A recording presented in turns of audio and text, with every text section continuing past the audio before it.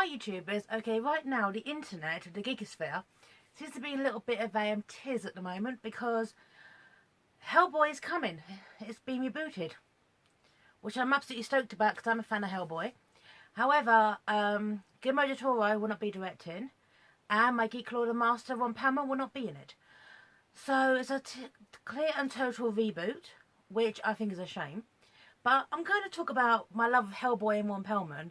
I'm going to talk about how a reboot maybe is not a bad idea. Okay, so first of all, I love Hellboy. Now, the thing is though, I got into the comics after I saw the film. I've actually read a few of the comics anyway. I've read a few of the novels as well that are based on the comics.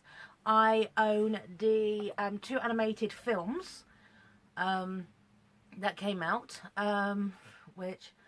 Sword of Storms, Sword of Stones, or something like that, and something about vampires and medieval vampires in Japan. Okay, but it was ages ago and they're in that bookcase somewhere. Okay, once again voiced by Ron Perlman. Nice. So Ron Perlman is Hellboy. Let's face it. Let's be honest. Okay, there are some actors in the world that are born to play a particular role. It was just, you know, the magic of art and animation and Mike Mignola's storytelling and Guillermo del Toro's genius and coming together, and that one person who could only play Hellboy. Now, I read on IMDb when Mike Mignola, the creator of Hellboy, and Guillermo del Toro met, they said at the same time who should play Hellboy, and they said at the same time Ron Perlman. Now, Ron Perlman is my Geek Lord and Master. Okay, I'm not saying that flippantly. I was quite late to the geek world, if you will. I was 14 when I stopped being a geekling and became a geek. But prior to that, I was into some kind of fantasy, and I absolutely adored this show here. First fantasy show I really actually watched, Labyrinth notwithstanding, of course. So Beauty and the Beast, done in, 1987. I was about 8 when I saw this. Starring Ron Perlman, Linda Hamilton, lasted for 3 seasons. Linda Hamilton lasted for 2. It got that reboot, which I don't know if it's still going on or not, which Vincent has a scar. No. That's Vincent. Okay? That's Vincent. That's Ron Perlman. I have every episode of Beauty and the Beast, courtesy of my best mate for, you know. And a couple of years ago, I was off work for 7 months because I had to learn to walk again, and on my right foot. And I literally just had a marathon. I watched every single episode, and it was great. So, I've always been a fan of Ron Perlman, though. It's quite funny that even though I loved him in this, I didn't know what he actually looked like until about 14, and I saw a film called Cronos, which is a really, really good film. It's set in Italy, and it was a case of, why is that voice so familiar? And then it twigged, oh my god, that's Vincent, and it was like, oh my god, Vincent is hot. Okay, Ron Perlman is hot. Okay, let's face it, he looks good for his age. And I've pretty much seen him in so many films over the years. Films and TV shows, voice work. He's Slade in Teen Titans. He has done, obviously, the Hellboy films too.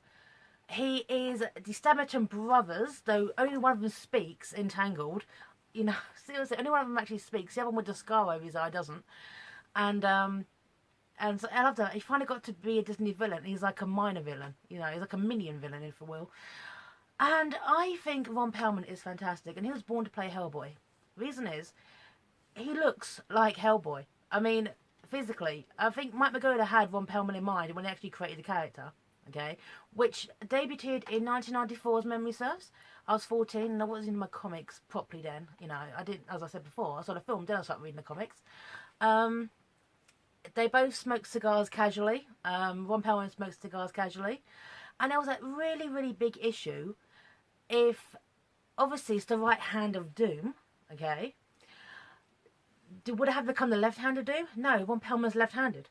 From that alone, he's born to play Hellboy. And the fact is that what elevates Hellboy is, as I said before, Ron Perlman has done many, many bad films. He probably would admit he's been in some crappy films over the years. I'm not naming them, okay, but they've not been that great. But, like another actor I absolutely adore, Michael Rooker, just mentioning him, bad films, never a bad performance. He has never done a bad performance in anything. Okay? To the point where, if Blade 2 was a fantastic film, but Guillermo del Toro, I read this somewhere, I had to find it somewhere, deliberately cast Ron Perlman as Reinhardt to convince the studios that he would play Hellboy. He could play Hellboy. And he did, so hey. And Reinhardt's a fantastic, but I mean, I think Hellboy 2 is fantastic because it's a lot more fun than the first one. Take yourself a little bit less too seriously. And he was just born to play Hellboy. And now he's, obviously, a new film is not going to happen. Now, obviously, yeah, look at that. So, have this too. Showing it off. Hellboy art of the movie. I bought this several years ago. Guillermo del Toro's autograph. Love it. Now, one thing that makes Hellboy work so well. Oh, sorry, just showing off my DVD too. And yeah, director's cut. Great director's cut. What makes Hellboy so good is the fact is it combines a really, really good storyline and it combines fantastic visual effects. I mean, you have Doug Jones as Abe Sapien. Oh, you know, in the first film, David Hyde Pierce did the voice of Abe Sapien.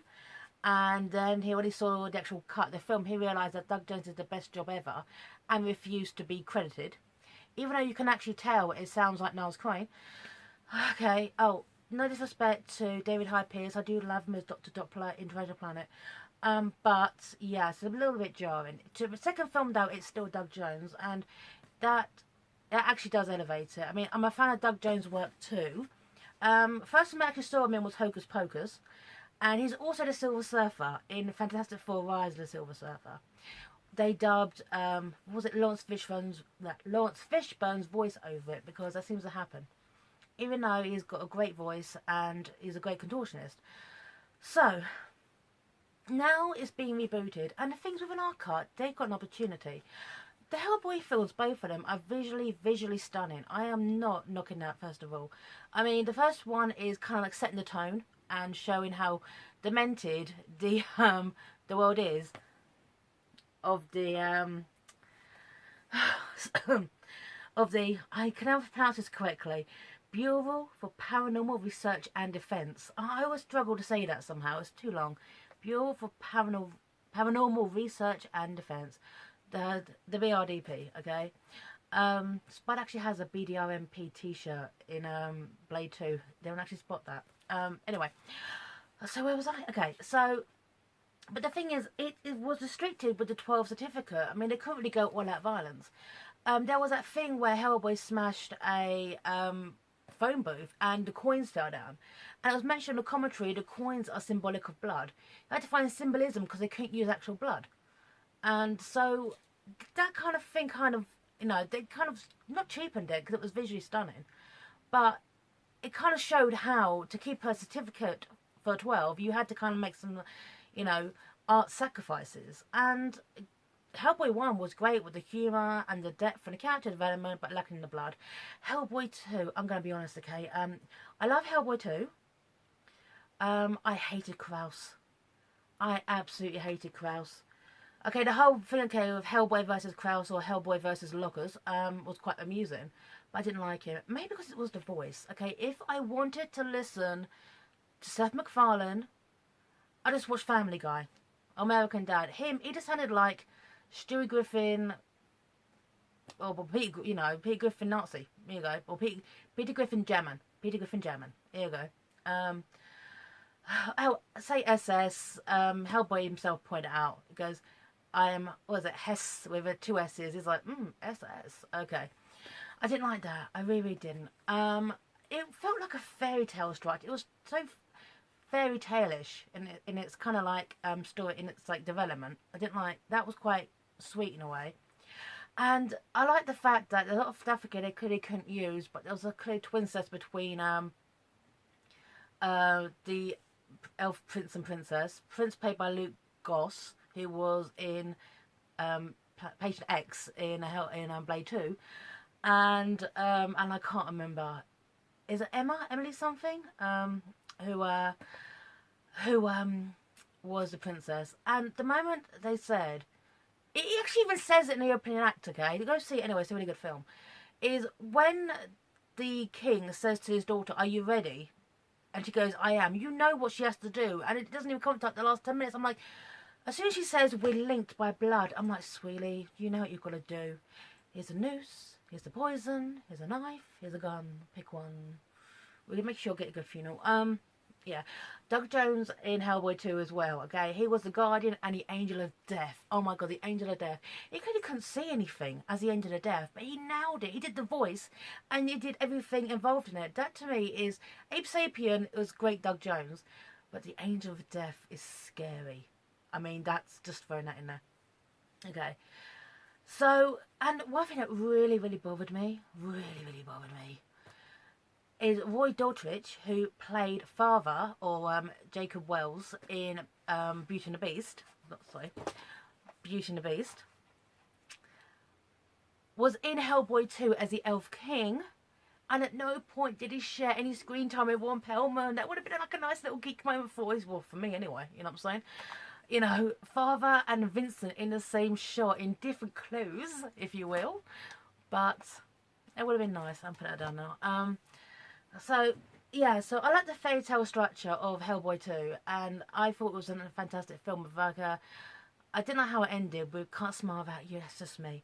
But Ron Perlman was so committed to Hellboy, he just became the icon that is Hellboy.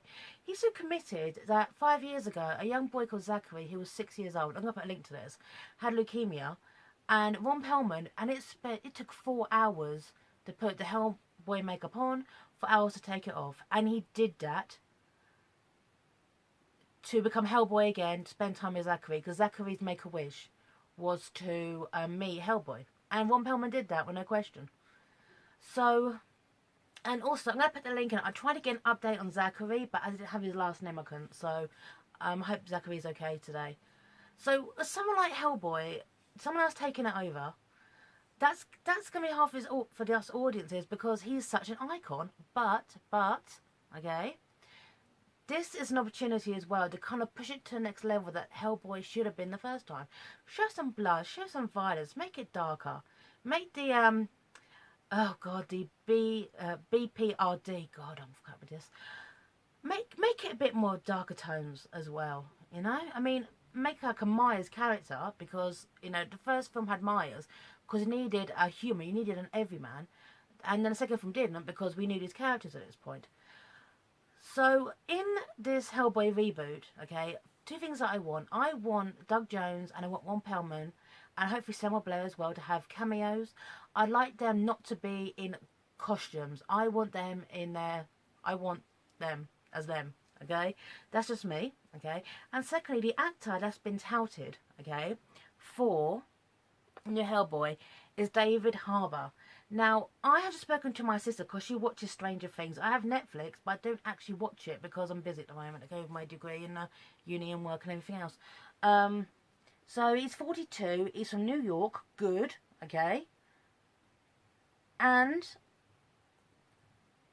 he's a Broadway actor. He's in Stranger Things. He's in Quantum of Solace, okay, as Greg Beam. And I did not like Quantum of Solace, but he wasn't bad. I do actually remember him. He was like the head of like the CIA or something like that. I did see him in Revolutionary Road, and he was good in that, okay. He's been in pretty much everything. He's been working in film since 2004, okay. TV shows since 1999, okay. And my sister said he's very good as Chief Jim Hopper. That's what she said, alright. And he's also done theatre. Now, one thing about Ron Perlman, okay, and even Doug Jones, they are actors that have paid their dues. They have done everything, and every single thing they've done has been a learning curve. One of Ron Perlman's first films was Quest for Fire. He played a bloody caveman, but he nailed that. Everything he's done, good or bad, has never been a bad performance, and this is no different. David Harbour is an actor who's paid his dues. He's done everything, and I think with this kind of versatile CV, if he can nail all these characters, if he can be in Glengarry Glen Ross, okay, on stage, he can be Hellboy. I just got that from his wiki, by the way. So, everyone who is dissenting, I'm surprised not a hashtag saying on Twitter saying, not my Hellboy. I say to this, give him his dues, give him a chance, give him a shot. Now, to me, Ron Perlman will always be Hellboy, the same way Ron Perlman will always be Vincent. That pretty-looking boy in that remake, no chance, you know? But give this new guy a chance. He could be fantastic. It won't be Ron Perlman, of course not.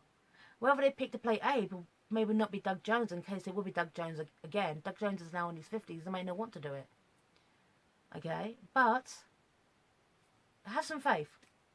Mike Mignola will be working on it, and Guillermo del Toro, the genius, revolutionary, beautifully minded genius that he is, hopefully might even be executive producer and kind of bring his visuals into this. So my comment on this is, give David Harbour a chance, give whoever they cast a chance, and just think, will there not be a Hellboy 3B reboot, but at least it's Hellboy. Give it a shot. Anyway, thanks for watching again, YouTubers, and sign off. Bye now.